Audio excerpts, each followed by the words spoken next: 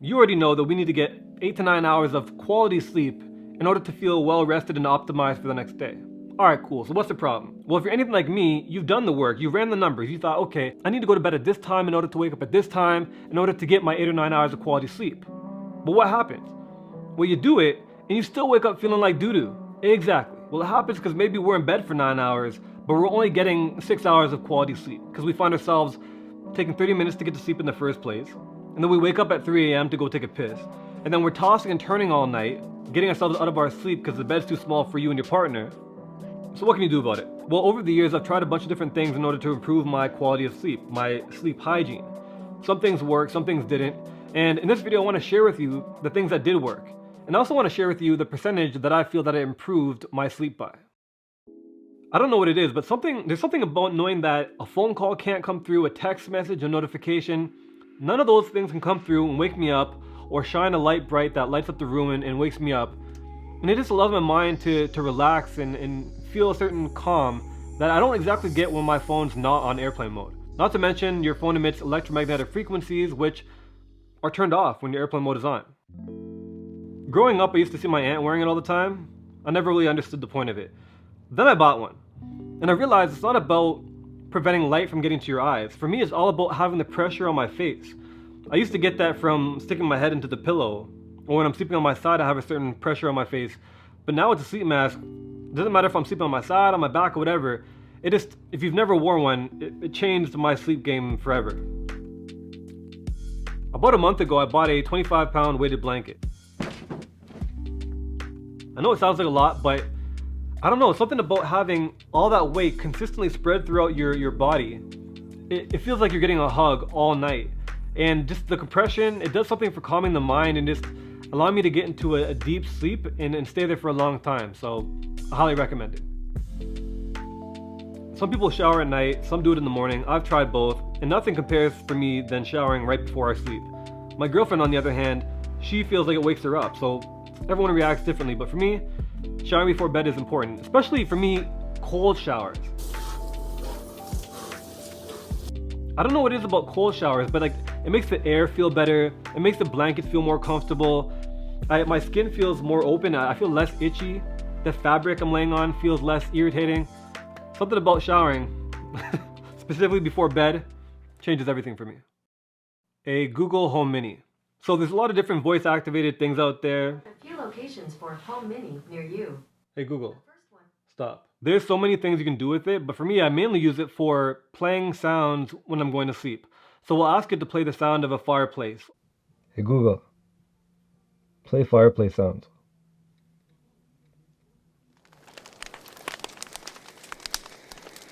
Or running water, or rain. It kind of acts like white noise. It gives my mind something to focus on that's simple and not distracting, and it just puts me to sleep like a baby.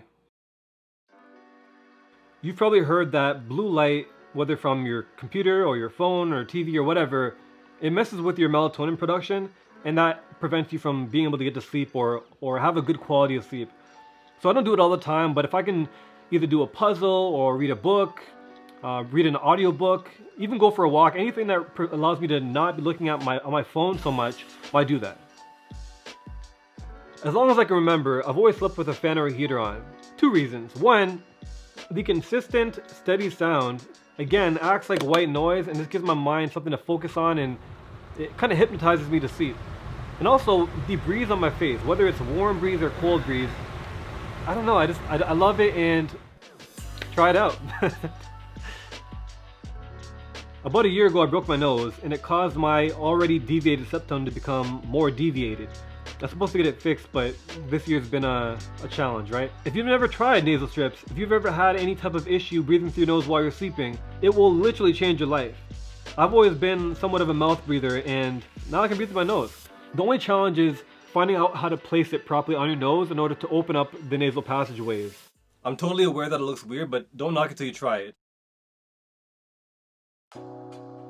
If you don't know, a humidifier just adds moisture to the air, which solves a lot of problems because when I wake up in the middle of the night, every now and then it's because my nose is dry or my throat is dry and it's causing me to cough. Humidifiers add moisture to the air, solves the problem.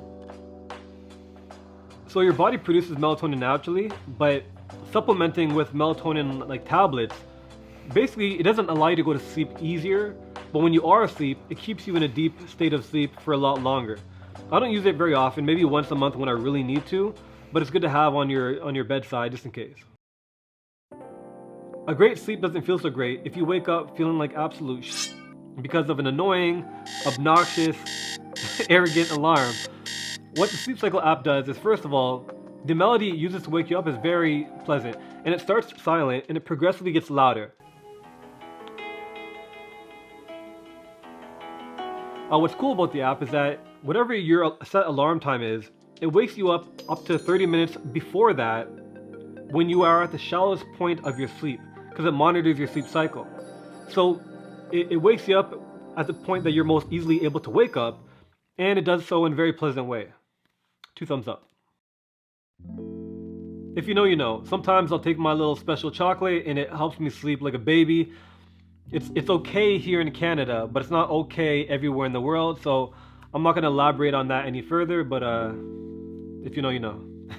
I don't use all of these all the time, but I do use most of them most of the time. And I'm willing to put my name and my honor on the line and say I guarantee that at least one of these things that I've mentioned, if you give it a chance, at least a week, it will significantly and noticeably improve the way you sleep. The percentage at which it benefits your sleep might be more or less than mine, but if there's anything in life worth investing in, it's your quality of sleep. Because what else affects literally every other area of your life? And the good thing is everything I've mentioned today is relatively inexpensive. The most expensive thing is probably the weighted blanket, and that was only $120. My next goal is to invest into a very high quality mattress, but I'm not quite there yet. So what about you? I'd love to hear some things that you use or you do to sleep better at night. I'm always looking for new ways to up my sleep game, and I'm sure everyone else in the community would appreciate it as well. So leave a comment below letting me know one thing at least that helps you sleep better. For more videos on self-discovery, I'd like to direct your attention to this playlist right here, and I'll see you in the next video. Thanks for watching.